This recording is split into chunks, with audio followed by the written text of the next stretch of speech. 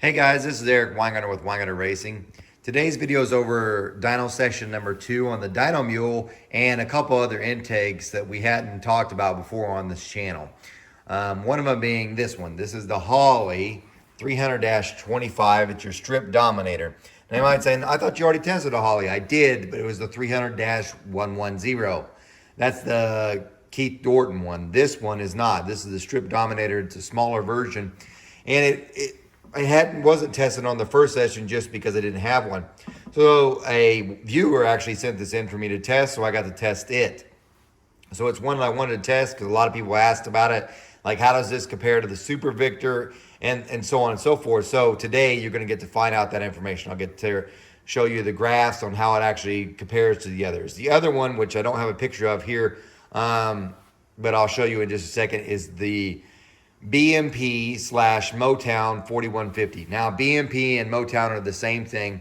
If you haven't watched one of my other videos, I'll go ahead and tell you real quick what the difference is or why they're a different name. Initially, Bill Mitchell owned Bill Mitchell Products, hence BMP, but he sold his intake under the name Motown. Well, Bill Mitchell actually sold that division to PBM Urson, and that's why you can get a world block from them. And since PBM bought the rights to the Motown name, but not the aluminum rights, Bill Mitchell started changed the name of the Motown to BMP for Bill Mitchell Products. It's the exact same manifold in every way. It just has a different name attached to it. That's all. So if you see the BMP, it's just the Motown, vice versa. So I want to get through that first. But anyway, because I'm an idiot, I sent out the manifold before recording it after the dyno session, so you're going to have to see this. This is the BMP/Motown 4150. Forgive the picture. What happened was I got the intake in. I sent it out without ever doing another picture or video on it, which was my mistake, so I have to forgive this, the voiceover of this. But I wanted to show you at least this picture to show what this manifold looks like. If you notice in the very center of the plenum, it's like a dog bone. It's the only manifold of any of the ones I've tested that has that. The design itself looks similar to like the Brodix BM1000 and the Edelbrock Super Victor 2925. Now, something interesting about this intake though, for you fuel injected guys, it actually has a boss that's on the sides. So it would save you some labor if you wanted to add in fuel injection to this, because all they'd have to do was, and I've had customers send me manifolds to have this done, you simply drill where those bosses are and you can insert your ejectors there. So instead of having to weld on a bung, it's already there. It's a little bit of cost savings on that end, but I wanted to show you what the manifold is. I'm sorry it's not a better pick, but there you go. This is the BMP/Motown 4150. Okay, again, sorry about that. It's just my mistake. Things get ahead of time. Now I'm going to show you the results. They are in this book. If you have a hard time viewing something on YouTube, or you really would like to have it right in front of you, because I'm one of those people, you can actually purchase this book. It's $38. You can purchase it from my website. You can go to wengines.com. There's a link to my online store, and you could pay for it online there. Now, it will say PayPal, but you can use your credit card to pay for PayPal. If you are a foreigner that's watching this, I will not ship the book out of country. It's not worth the effort. However, I will send you an invoice. You can email me and I'll send you an invoice and get a PDF copy. If you'd like a PDF copy too, you can also get that. You actually save money if you bought book 1. Then you can get the PDFs much cheaper from then on out. But anyway, the results are in here so you can kind of see what we're talking about. And there's way more in this. So everything that was covered in session 2, not just this video, way more is in this book, okay? And by the way, I've already finished dyno session 3. I haven't even started on that book. But anyway, let's get to the numbers. So this is the Holley 300-25. I need to tell you that the engine itself was a 406 small block Chevy, 11.2 compression ratio, AFR 195, enforcer heads completely stock besides the saw roller springs. The cam came from Urson. It's a good one. It's a 260, 270, 685 lift, 108 lobe separation. And the intakes changed, but they all ran the exact same carburetor, 1000 CFM Race Demon, redone by Mark Whitener. I never changed jets either on any of them. It had a, no, even if it doesn't mention it on the notes here, they all had an AFR 1 inch 4-hole taper spacer that was used on all the tests. Okay, so they're all the same. But anyway, let's go to it. This is the Holley's numbers.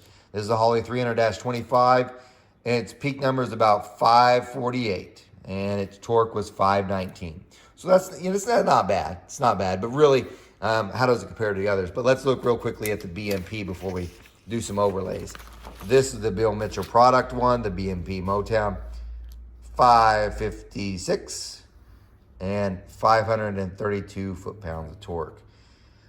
Just going from the two manifolds itself, the BMP is much better, but how much better? I've got some graphs here I've noticed.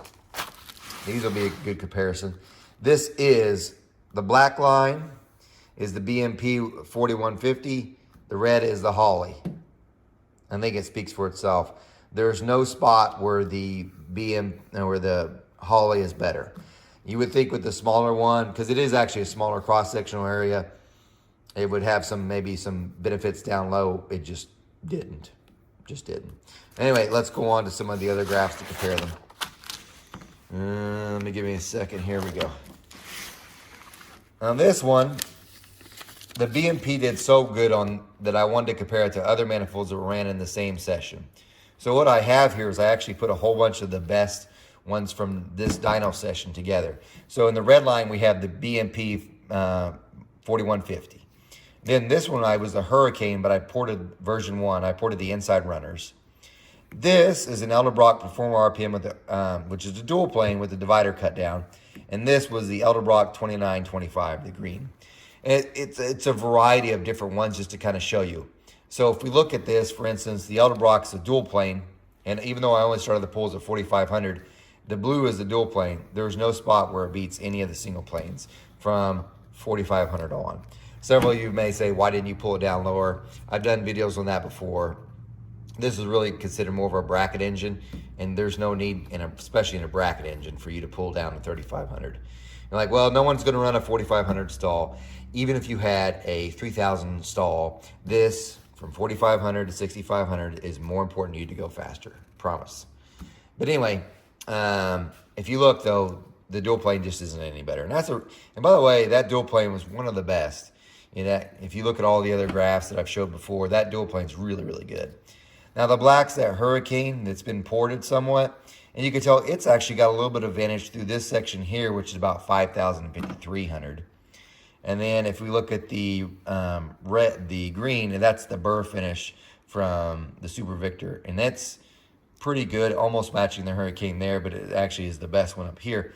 But remember this right here, this red one is completely stock BMP. So you can tell it's a little down here. It's like one of the worst ones of the single planes in this region here.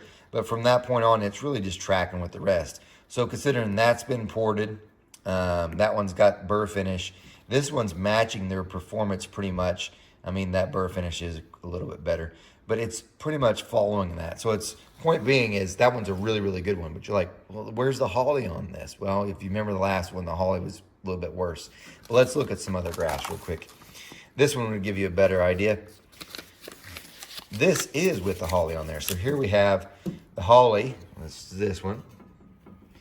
We have the Elderbrock, and then we have the BMP. You could tell that Holley is all the way at the red line. It's just bad. And then if you look at the Super Victor and the BMP, and remember the Super Victor's been modified, it's just barely beating the BMP.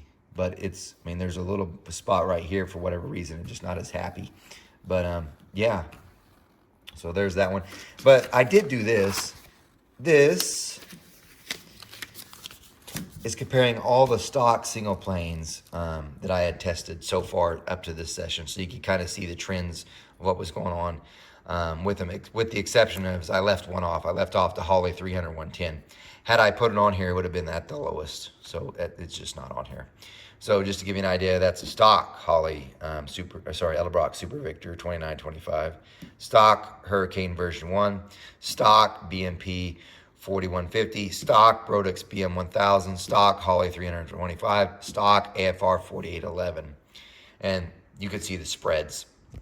Holley clearly, even though And several of the other tests, many, and I've seen them in magazines as well, the Holley did better. It was up there. And my testing, it wasn't. And I'm not favoring anything. I will say, just as a disclaimer, the only one that I've gotten for free from a manufacturer was this one. But I promise you I didn't make it look any better. If I did, I sucked at it because it was down here. It was in the lower part, not in the upper part. But anyway, if we look, if you look at the peaks, really, the Hurricane, obviously, stock is, it's the best. It's got better there. It's better in this range. It's the best. So looking at that's pretty good. But if we look at the BMP, since we're really talking about that one, it actually starts pretty good here at the start, and then it tracks about with the others. But it's definitely better in the lower RPMs, which is kind of interesting. Just to give you an idea. And then, of course, that Brodix one, which is probably the closest design. I'm getting a little bit close here. The Brodix is this purple one. You can see, even though, and I would say these are very close in designs, besides these are very close in designs. But this one having that dog bone at the bottom, I would have thought maybe it'd be some kind of ticket, and maybe that's why it's better here. But looking at the top, that Brodix is just better. And the Brodix and the Hurricane are one of the higher ones. And then you can kind of see the AFR is right there tracking with it too. So anyway, there's some more information for you about those manifolds. I think I'm done with this entire session 2 besides covering 2 barrels. So I'll do one more video over Dyno session 2, just talking about how some of them did with the 2 barrel. Because I actually did test the BMP with a 2 barrel, because a lot of circle track guys actually run that manifold with a 2 barrel carburetor. I know some of you are like, that's the dumbest thing. Why are we talking about 2 barrels? A lot of circle track classes require that. So they want to know which is the better manifold for it. And I'm going to do that one. That'll be the last one for this Dyno session. Then I can talk about Dyno session 3.